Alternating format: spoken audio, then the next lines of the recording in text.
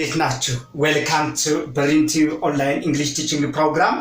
ባለፈው ርዕሰ ጉዳያችን የተለያዩ የግስ አይነቶችን ተመልክተናል። In the previous lesson we tried to see the different types of verbs. We have seen about action and state verbs, and we have also seen about helping verbs. Under helping verbs we have seen verb to be, verb to do, verb to have, and modal auxiliary verbs. I hope that you have been now doing such things and you are engaging yourself in series of now practices. እነዚህን የተማርናቸውን እየከለሳችሁ በየጊዜው እየተመለከታችሁት እንደሆነ ተስፋ አደርጋለሁ። በዛሬው ርዕሳችን ደግሞ ትራንሲቲቭ ኤንድ ኢንትራንሲቲቭ ቨርብ የሚለውን እንመለከታለን ማለት ነው። ሶስተኛውን የቨርብ አይነት ትራንሲቲቭ ኤንድ ኢንትራንሲቲቭ verbs. So today we are going to deal on transitive and intransitive verbs, and we'll start from their definition and we'll see a practical and a detailed examples with regard to this transitive and intransitive verb. በዛሬው ርዕሳችን ደግሞ ስለ ትራንሲቲቭ እና ኢንትራንሲቲቭ verb ወይም ተሻጋሪና ኢተሻጋሪ ግስ ብለን የምንጠራቸው እነሱን በአረፍተ ነገር ውስጥ እንዴት እንደምንጠቀምባቸው ፕራክቲካል ኤግዛምፕል እየሰጠን በደንብ እንመለከተዋለን ማለት ነው። ስለዚህ ከዚህ ኦንላይን ቲቺንግ ፕሮግራም ጋር አብራችሁ እንድትቆዩ በድጋሚ እያሳሰብኩ በቀጥታ ወደ ርዕሰ ጉዳዩ ስገባ ሌትስ ስታርት ፍሮም ዋት ትራንሲቲቭ verb. So what do you mean by transitive? In your background analogy, what can you say about transitive verb? ስለ ትራንሲቲቭ verb ያላችሁን ቅድመ ዕውቀት በአስቡ ወደ ኋላ ተመልሳችሁ ትራንሲቲቭ verb ወይም ተሻጋሪ ግስ ስንል ምን ማለታችን ነው? በጣም ጥሩ።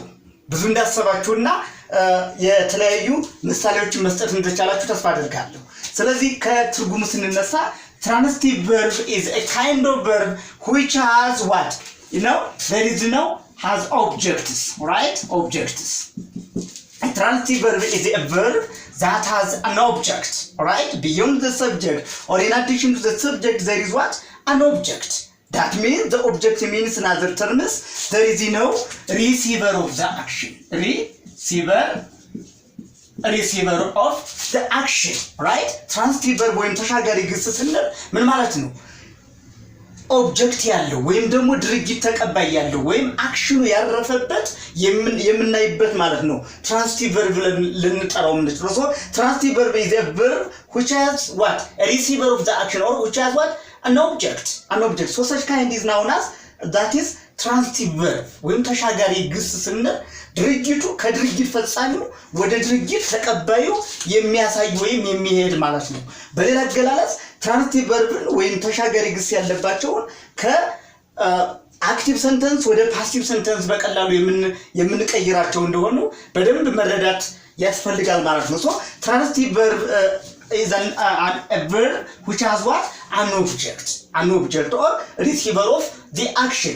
For instance playable አክሽኑ ከተጫዋቹ ወደ ድርጊቱ መተላለፍ ወይም ድርጊት መኖር መቻል አለበት። or right there is an action which transfers from what? A subject to an object.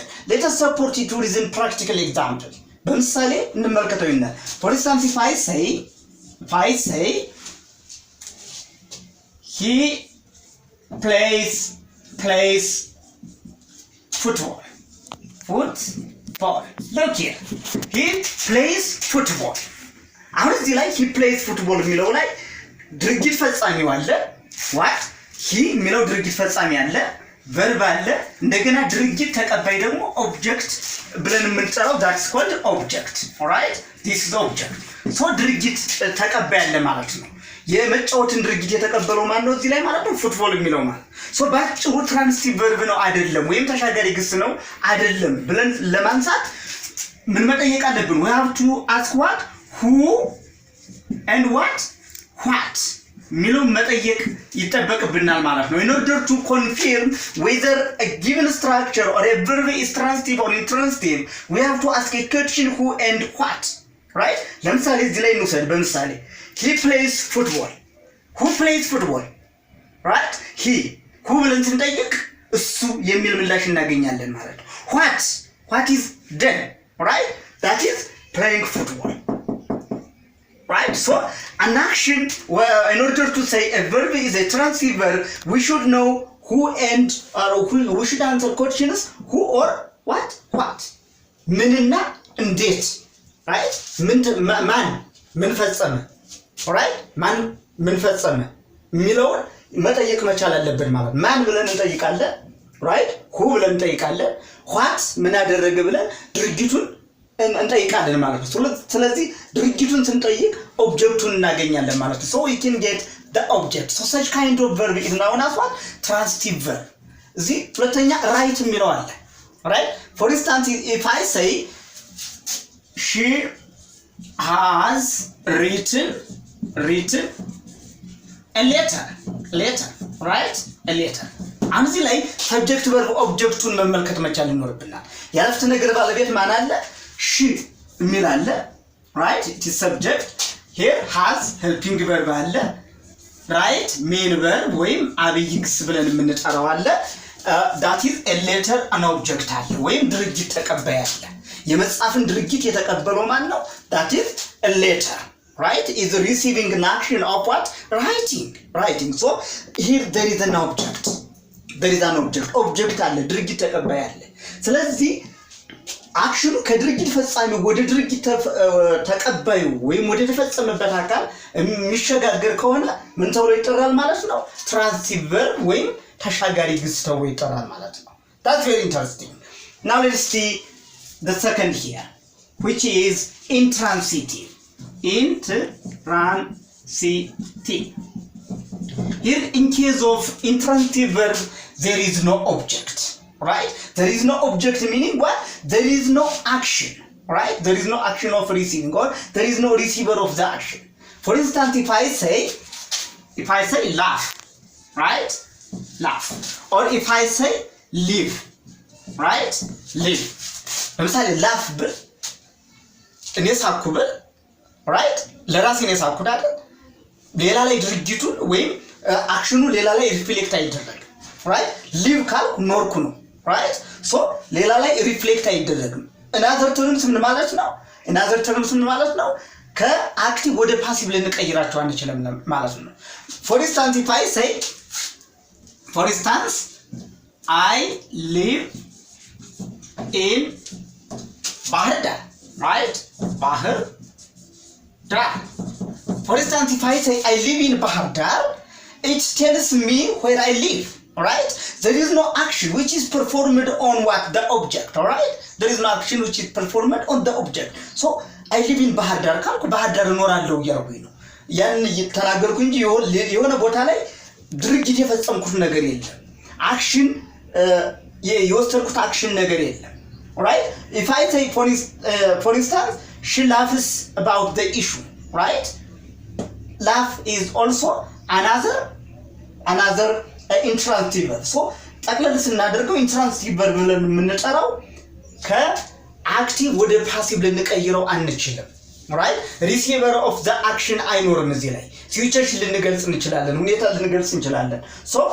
intransitive verb ወይም የተሻጋሪ ግስ ብለን የምንጠራው ድርጊቱ ከድርጊት ፈጻሚ ወደ ድርጊት ተቀባዩ አይሄድም በሌላ አገላለጽ ድርጊት ተቀባይ የለም so ድርጊት ተቀባይ ካለ ደግሞ intransitive verb ተብሎ ይጠራል ማለት ነው so to sum up today's lesson just we've seen about transitive and intransitive verb the name implies that when we mean transitive, there is, a transition of an action from the implementer or the doer of the action to the receiver of the action, right? In other terms, the transitive verb should answer the question who or what.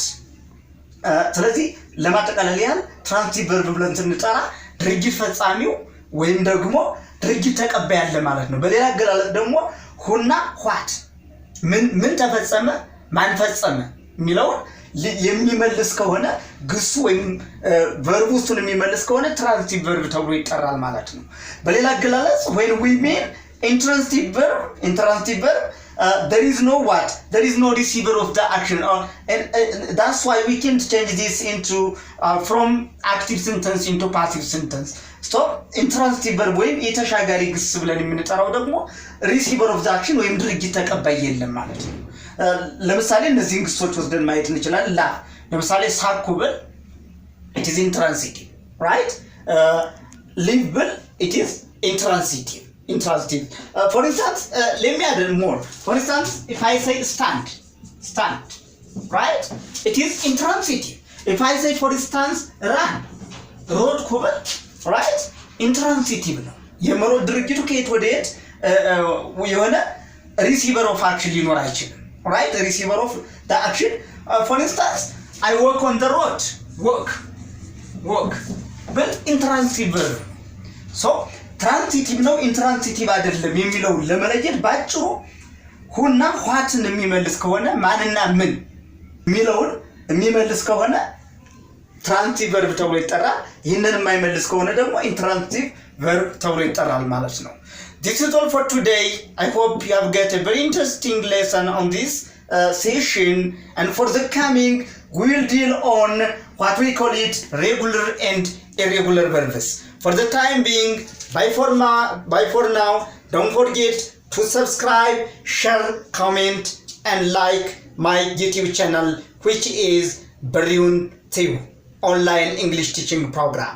Have a nice time and see you in the coming class. Bye.